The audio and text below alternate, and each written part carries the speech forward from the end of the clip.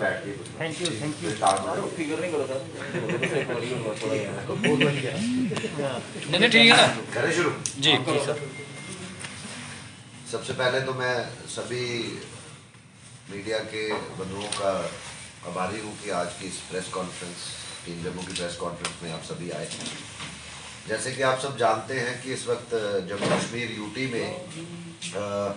जिस तरीके के डेवलपमेंट्स हो रही हैं, क्या सियासी या क्या गैर सियासी, तो सभी जम्मू कश्मीर के वासियों को नज़र है। सबसे बड़ी अगर बात करें तो परिसमन आयोग पे, डिलिमिटेशन कमीशन पर कि जो अपनी वर्किंग यहाँ पे कर रहे हैं, और अभी शायद अगले हफ्ते उनकी अगली मीटिंग भी आएगी, और हमें बड़ी उम्मीदें हैं डिलिमिटेशन कमीशन से, क्योंकि हमारा ये मानना है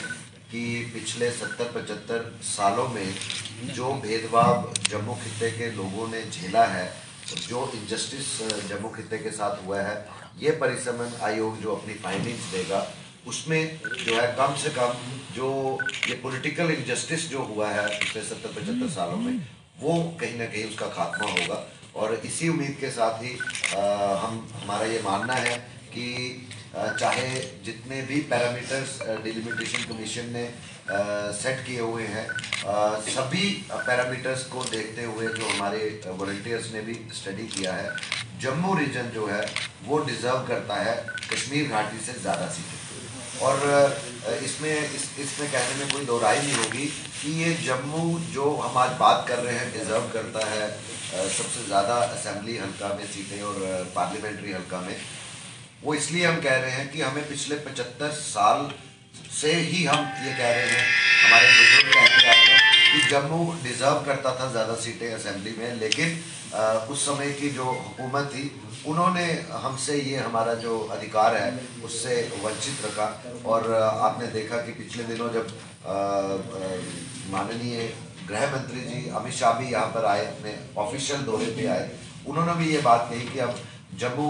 खित्ते के साथ, जम्मू प्रोविंस के साथ, जम्मू रीजन के साथ अब कोई भेदभाव नहीं होगा। हमें बहुत उम्मीदें हैं और हम ये डिमांड करते हैं कि जम्मू की जो सीटें हैं वो ज़्यादा से ज़्यादा जम्मू के लोगों को मिलनी चाहिए, चाहे वो जम्मू रीजन का कोई भी इलाका है, कोई भी पसमानदा इलाका है। और उसमें अगर हम बात करें, मेरे साथ यंगेस्ट डीडीसी काउंसलर हैं पंचैरी मोगली से, इंडिपेंडेंट जो कि टीम जम्मू के वॉलंटियर हैं यशवीर सिंह जी। और इससे बड़ी क्या एग्जांपल हम देंगे कि पंचैरी मोगली भी डिज़र्व करता है एक असेंबली हल्का, चाहे हम पॉपुलेशन के हिसाब से देख लीजिए, चाहे हम टोपोग्राफी के हिसाब से देखें, ज्योग्राफी के हिसाब से देखें, हर लिहाज से वहाँ पर इतनी बड़ी जनसंख्या में रहने वाले लोग, जहाँ पर अभी भी प्रॉपर सड़कें वहाँ तक जहाँ पहुँचनी चाहिए थी पिछले 70-75 सालों में नहीं पहुँच पाई हैं। हर लिहाज से हम समझते हैं कि जो डिलिमिटेशन कमीशन है उसको इन प्रायोरिटीज़ को और जम्मू के लोगों की ये जो होप्स हैं, जो आशाएं हैं, उस पर डिलिमिटेशन को अब बारी है कि उसको खरा उतरना चाहिए। और जो पॉलिटिकल एम्पावरमेंट है जम्मू रीजन की, वो मैं समझता हूँ कि यहाँ पर देनी चाहिए। मैं चाहूँगा कि हमारे नौजवान यशवीर सिंह जी भी इस पर बात करें। और लगभग 1 साल पूरा हुआ है इनका एज बतौर डीडीसी काउंसलर पंचैरी मोगली, ये भी अपनी बात करें कि इन्होंने अपने कार्यकाल में कितना कुछ काम किया है और क्या कुछ करना बाकी। आप सब मीडिया के सहयोगियों का बहुत बहुत स्वागत है, अभिनंदन है। निश्चित तौर पर आज जो है वो एक नए परिवर्तन के दौर से गुजर रहा है, और परिसीमन आयोग का बैठना अपने आप में, जो खास करके जम्मू कश्मीर के साथ साथ हम जम्मू की बात करें तो एक नई उम्मीद जो है वो जम्मू के लोगों के लिए लेके आया है। और हमने पहले भी पूरा विश्वास जताया है कि जो भी एक तरह से एक नई उम्मीद है कि अब न्याय होगा जम्मू के लोगों के साथ। उसके साथ साथ खास करके क्योंकि मैं पंचैरी मोगली को रिप्रेजेंट करता हूँ डिस्ट्रिक्ट काउंसिल उधमपुर में, तो हमारी डिमांड है, लॉन्ग पेंडिंग डिमांड है। आज फिर से मैं आप सबके माध्यम से जम्मू कश्मीर प्रशासन, माननीय उपराज्यपाल महोदय और जो हमारा परिसीमन आयोग है उसको बताना चाहता हूं कि जो पंचैरी मोगली का क्षेत्र है बड़े दूर दराज का क्षेत्र है, और इससे जो सटे हुए इलाके हैं वो जो है हमेशा से जो है वो भेदभाव का शिकार रहे हैं, और जिसके कारण कि वहाँ विकास नहीं हो पाया है। तो अब मुझे लगता है कि मौका है कि इन इलाकों को जो है वो जस्टिस दिया जाए, और एक अलग पहाड़ी कंस्टिट्यूंसी जिसका केंद्र पंचैरी मोगली बने, तो एक अलग पहाड़ी कंस्टिट्यूंसी जो हमारा एरिया है वो डिजर्व करता है।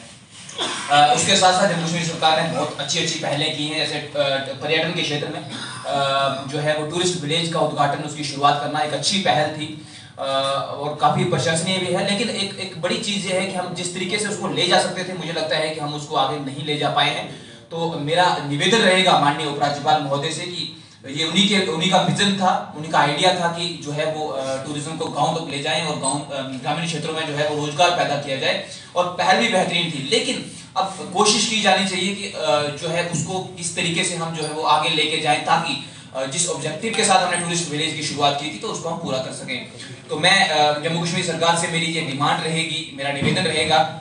कि जिस तरह से जम्मू कश्मीर के बाकी क्षेत्रों में जो है वो रिलीजियस टूरिस्ट सर्किट बनाए गए हैं, तो मुझे लगता है कि हमारे पंचायत के काफ़ी सारे एरियाज ऐसे हैं जो रिलीजियस टूरिस्ट सर्किट का हिस्सा बन सकते हैं। हमारा सांकरी देवस्थान जो है बहुत फेमस जो है वो टूरिस्ट डेस्टिनेशन है, जहाँ पर सिर्फ पंचायती नौकरी नहीं बल्कि पूरे जम्मू कश्मीर भर और देश भर से लाखों श्रद्धालु हर साल बड़ी श्रद्धा के साथ आते हैं और पर्यटन का भी मुख्य केंद्र है। उससे सटा हुआ जितना भी पंचायती नौकरी का एरिया है, तो मुझे लगता है कि रिलीजियस टूरिस्ट सर्किट के लिए बहुत ही उपयुक्त है और इस पे जो है वो जम्मू कश्मीर सरकार उसको जो है वो काम करना चाहिए। तो पिछले 1 साल में पंचायती राज